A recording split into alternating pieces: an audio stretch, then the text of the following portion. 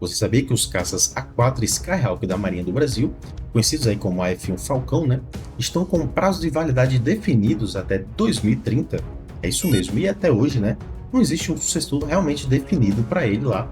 Existe aí uma conversa, né, que o Gripen pode sucedê-lo nesse caso aí, mas isso coloca em exigência o próprio Esquadrão Falcão, né, querendo ou não. E existe uma alternativa, pessoal, em cima da mesa que, na minha opinião, faz muito mais sentido pelo lado financeiro.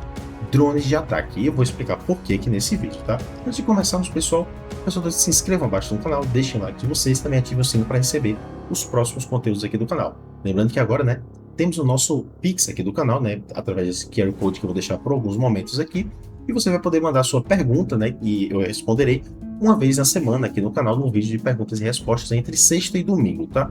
E também, qualquer pergunta acima de R$ 10, né, vai receber ali uma prioridade na fila, tá, pessoal? Então, qualquer colaboração já ajuda muito, tanto na pergunta quanto na colaboração normal, tá? Então, de antemão, muito obrigado. Então, vamos ao vídeo. Os A4 Skyhawk chegaram ao Brasil em 1998, quando a Marinha do Brasil comprou 20 aeronaves desse tipo aí, usadas do Kuwait, né? Além de 3 versões de 2 lugares. Elas formaram, pessoal, o primeiro esquadrão de aviões de interceptação e ataque, né? O famoso VF-1, conhecido como o Esquadrão Falcão da Marinha do Brasil, sediado aí em São Pedro da Aldeia, no Rio de Janeiro. Mesmo depois da desativação, né, do porta-aviões São Paulo em 2017, né, e claro, né, do seu afundamento posterior, aí, a Marinha decidiu manter viva a aviação de caça naval. Ela fez isso, né, através do programa de modernização dos AF-1B, né, desenvolvido aí em parceria entre a Embraer e a EL Sistemas, né, concluído aí em 2022. Porém, pessoal, mesmo assim, esses aviões ainda teriam prazo de validade, a gente sabia disso, né? Só que agora o relógio está acabando realmente de verdade, né? E segundo algumas fontes da própria Marinha, o Skyhawk vão operar no máximo até 2030. E tem um substituto oficialmente definido, né?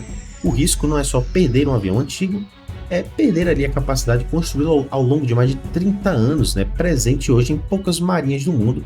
É claro que a gente já tem algumas informações que a própria Marinha soltou também, que eles pretendem integrar com o Gripen, né, para o Gripen fazer essa função de ataque e tudo mais. Porém, existe outra possibilidade também. E é exatamente nesse cenário que os drones de ataque, na minha visão, né, entram na conversa toda aqui. Não como um capricho tecnológico, como muita gente acha, né, mas como uma resposta realmente prática para um problema real de orçamento que a gente tem. A gente sabe que a gente tem esse problema de orçamento, tá? Apesar de a gente querer sim mais Gripens, né, para tentar integrar ali também nessa força para fazer essa função, porém a gente sabe que é complicado até mesmo para a Força Aérea, tá, pessoal? A guerra naval está passando pela maior transformação desde a chegada dos mísseis antinavio na Guerra Fria. No Mar Cáspio e no Mar Negro, a Ucrânia usou drones aéreos para localizar, acompanhar e atacar navios russos, reduzindo aí bastante mesmo, né, a liberdade de ação da frota russa, mesmo, claro, né, sem ter uma marinha tradicional e tudo mais para rivalizar ali com os russos. Isso criou um alerta aí no mundo inteiro. E teve um caso ainda mais direto, né, na minha visão, ligado a essa discussão aqui.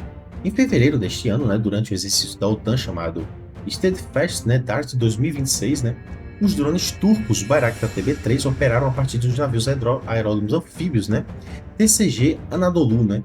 Isso, para mim, pessoal, quando eu vi essa notícia aqui, isso validou na prática o conceito que eu vinha falando aqui no canal há muito tempo, que é o conceito de porta-drones como alternativas reais aos caríssimos porta-aviões tradicionais, né. E esse conceito também de porta-drones, pessoal, não necessariamente é um porta-drone mesmo construído só para os drones. Isso pode ser um navio anfíbio, pode ser um navio porta-helicóptero, quem sabe, né?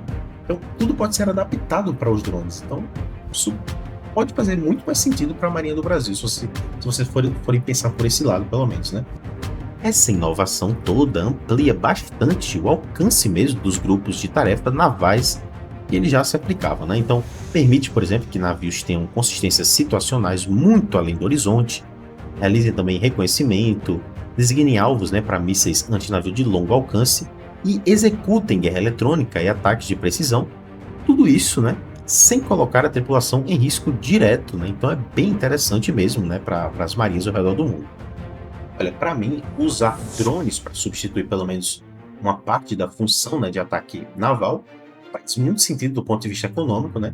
Um caça supersônico tripulado custa caríssimo, a gente sabe que custa muito caro. Caro para manter também, custa caro para formar um piloto e tudo mais. E um drone reduz drasticamente, né, o custo operacional mesmo e aumenta também o tempo de permanência no ar, e ainda preserva, né, vidas da tripulação, que é sempre vantajoso. Num país com as limitações orçamentárias que o nosso país tem, infelizmente, a gente sabe que existe, né?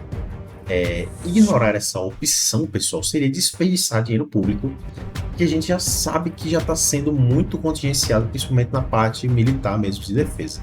Não deveria, né? Infelizmente, mas é a realidade mesmo. E o Brasil tem também um motivo geográfico gigante, né, para levar isso a sério. O país tem uma área marítima de basicamente 5,7 milhões de quilômetros quadrados. É muito grande, é muito espaço, pessoal. A chamada Amazônia Azul aí, né, que já comentamos muito aqui no canal, onde estão concentradas plataformas de petróleo, né, do pré-sal, rotas comerciais estratégicas e cabos submarinos de comunicação. Então, só embarcação não dá conta, basicamente, de vigiar uma área desse tamanho aqui, convenhamos, pessoal. Um sistema, talvez aí remotamente pilotado, né, de média altitude, longa permanência e tudo mais, empregado a partir de bases terrestres ou mesmo embarcado, né, no Atlântico, por exemplo, ou no navio aeródromo multipropósito da Marinha que seja lá, poderia permanecer dezenas de horas, né, sobre áreas aí de interesse, transmitindo imagens, né, vigilância em tempo real e identificando embarcações suspeitas. E tem vários tipos de drone, né, pessoal? A gente já sabe de vigilância, kamikaze, então, enfim, várias maneiras aí de lidar com eles pela Marinha, né? É uma boa solução mesmo.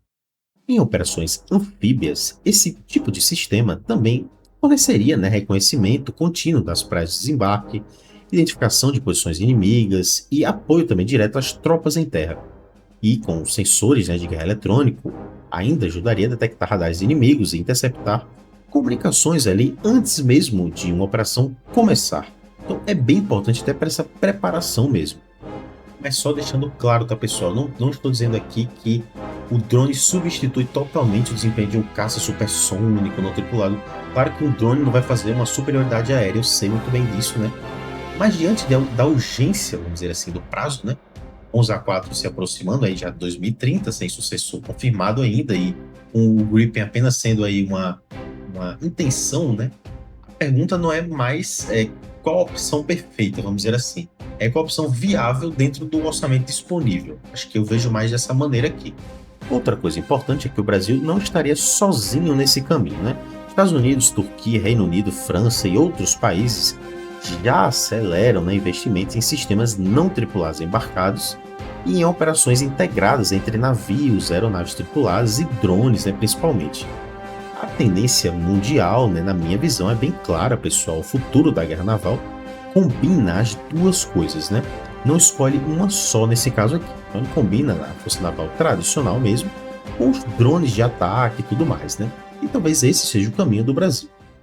E é por isso que, na minha visão, eu acho que adotar drones de ataque naval, mesmo só como solução de transição, né, permitiria a Marinha manter viva a doutrina, né, o legado operacional e até abrir espaço aí para o futuro, né, recuperar essa aviação aí de caça tripulada mais moderna. É trocar o tudo ou nada aqui, basicamente, na minha visão, né, por um caminho possível dentro da realidade financeira do nosso país. Então é assim que eu consigo enxergar um pouco isso aqui. E para a pergunta que eu sempre deixo para vocês aqui no final do vídeo, né, você acha que a Marinha deveria priorizar drones de ataque enquanto não vem a verba para um caça naval novo, né?